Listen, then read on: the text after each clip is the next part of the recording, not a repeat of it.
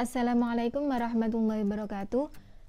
Nama saya Faiza Nur Afia, NPM 21801011058. Saya mahasiswi Universitas Islam Malang, jurusan Pendidikan Agama Islam. Video ini saya buat untuk memenuhi tugas ujian akhir semester mata kuliah Qawaidul Fiqhiyah yang akan menjelaskan tentang salah satu kaidah ghairu asasi, yakni al-hurru la yadkhulu tahtal yadi. Sebelum kita masuk ke pembahasan, saya akan menjelaskan sedikit tentang pengertian kaidah ghairu asasi. Kaidah ghairu asasi termasuk dalam kategori kaidah fikih, bukan kaidah usul. Kaidah fikih adalah kaidah-kaidah yang disimpulkan secara general dari materi fikih dan kemudian pula untuk menentukan hukum-hukum dari kasus yang baru timbul yang tidak jelas hukumnya dari nas.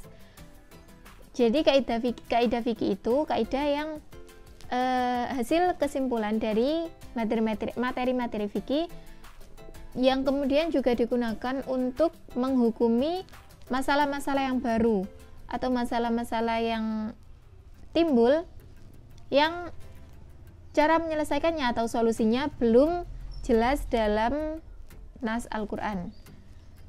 Sebelum mengetahui apa makna atau arti kaidah ghairu asasi, perlu diketahui apa makna kaidah asasi itu sendiri. Kaidah asasi atau yang terkenal juga dengan sebutan Al-Qawaid Al-Khamsah adalah 5 kaidah yang mencakup hampir seluruh kaidah fikih. Kaidah ghairu asasi adalah kaidah-kaidah yang bukan asasi.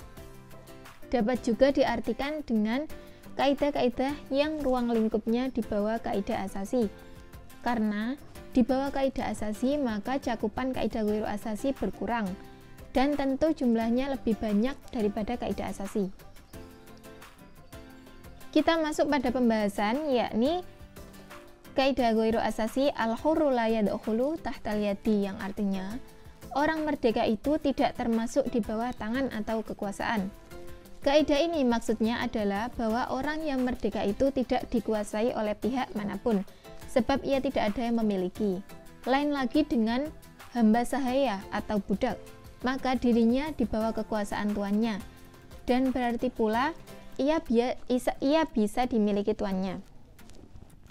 Jadi maksud dari kaidah ini adalah bahwa orang merdeka itu bebas atau tidak berada di bawah kekuasaan orang lain, karena memang merdeka itu tidak ada yang memiliki. Beda lagi dengan budak atau hamba sahaya yang dia itu dimiliki oleh seseorang atau tuannya. Seperti contoh, laki-laki yang berzina dengan perempuan merdeka tidak dapat dituntut membayar mas kawin.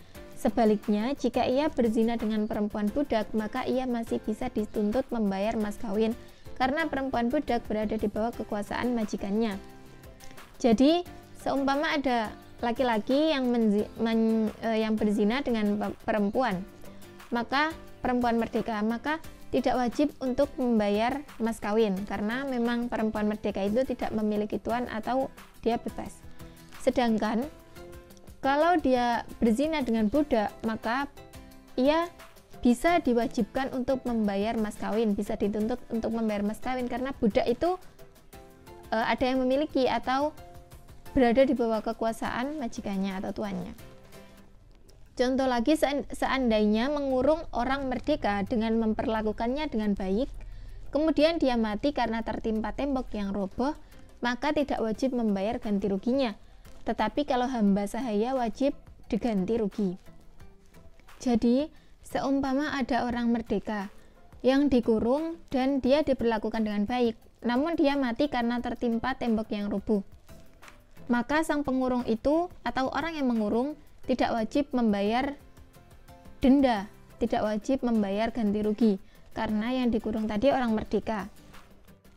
Namun, jika orang yang dikurung itu adalah hamba sahaya atau budak yang mati karena tertimpa tembok yang roboh, maka dia wajib membayar ganti rugi atau membayar denda, karena hamba sahaya atau budak itu mempunyai tuan atau berada di kekuasaan orang lain, maka dia wajib membayar ganti rugi kepada majikannya atau orang yang berada di bawah kekuasaan tersebut. Sekian penjelasan dari saya. Apabila banyak kesalahan dan kekurangan, saya mohon maaf yang sebesar-besarnya, dan semoga penjelasan ini dapat bermanfaat bagi semua. Terima kasih. Wassalamualaikum warahmatullahi wabarakatuh.